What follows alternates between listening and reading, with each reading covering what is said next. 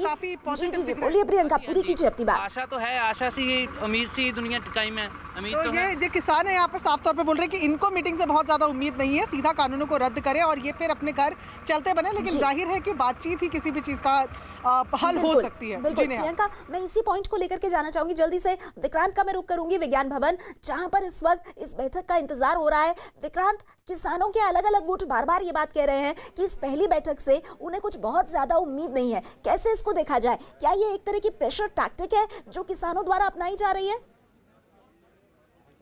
देखिए, बिल्कुल किसान नेताओं का ये कहना है कि ये प्रेशर टैक्टिक्स, तो देखिए जब किसान आंदोलन करता है तो उसको ये लगता है कि सरकार के साथ जब वो बातचीत करने जा रहे हैं तो वो अगर ये रुख दिखाएंगे कि हमें अपनी सारी मांगे मनवानी है, तो एक सख्त रुख बाहर इसीलिए दिखाया जाता है ताकि जब अंदर जाए बातचीत की टेबल पर बैठे तो कुछ सरकार की सुने, कुछ अपनी सुनाए। तो हालांकि वो लोग ये कह रहे हैं कि बातचीत को लेकर के वो बहुत ज़्यादा सकारात्मक नहीं है, इस बात के बयान मीडिया में आ रहे हैं, लेकिन उसके बावजूद तमाम नेता यहाँ पर पहुंचे भी हैं, जो किसान संगठनों के प्रतिनिधि हैं वो यहाँ पर बैठक के लिए पहुंचे भी हैं। तो इससे ये उम्मीद लगाई जानी चाहिए कि कहीं ना कहीं उन्हें भी ये लगता है कि अगर कोई रास्ता निकलेगा तो वो बातचीत के जरिए ही निकलेगा। और इसी कारण आप देखिए कि विज्ञान भवन में ये लोग पहुंचे। विज्ञान भवन में पीछे भी जो उनके नेता समर्थक जितने यहाँ पर थे वो भी यहाँ पर पहुंचे हुए हैं। तो इस तरीके की भीड़ यहाँ पर इकट्ठा है किसान नेताओं की, और कहीं ना कहीं उनको ये लग रहा है कि अगर कोई रास्ता निकलेगा वो बातचीत से ही निकलेगा और सरकार के साथ ही बातचीत करनी पड़ेगी, और कोई तरीका भी नहीं है अपनी बातों को मनवाने के लिए। तो इसलिए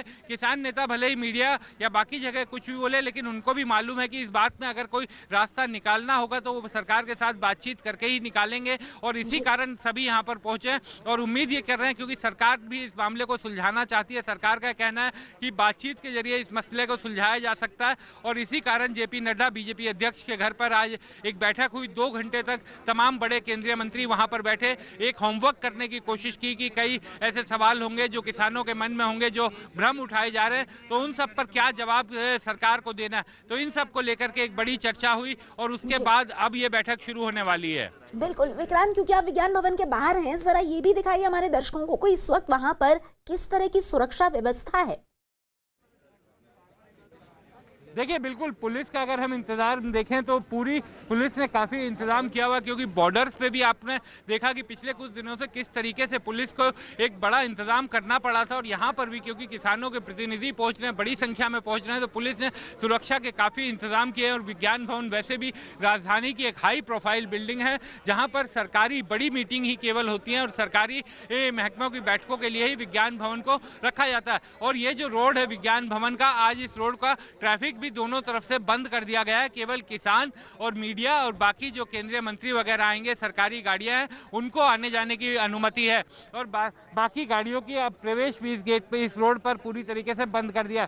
तो पुलिस ने सुरक्षा के भी काफी इंतजाम किए, और इतनी बड़ी संख्या में, क्योंकि 35 के करीब किसान नेताओं का यहाँ आना था, किसानों के प्रतिनिधियों का, तो पुलिस ने पूरे इंतजाम किए और उन सभी की बाकायदा चेकिंग की। उनके आई कार्ड बने हुए थे, उनके आई कार्ड पर उनकी पहचान करके, क्योंकि किसी भी किसान नेता की जगह कोई दूसरा ना चला जाए, इन सब चीजों का भी पूरी तरीके से ध्यान रखा गया था। तो पूरी व्यवस्था कर रखी है वहां पर। आप स्थिति पर नजर बनाए रखिए विक्रांत, आगे हम आपके पास आएंगे।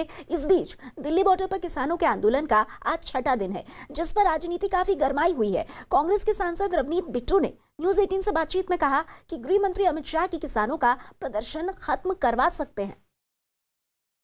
कांग्रेस के युवा सांसद रवनीत सिंह बिट्टू हमारे साथ हैं, पंजाब से सांसद हैं।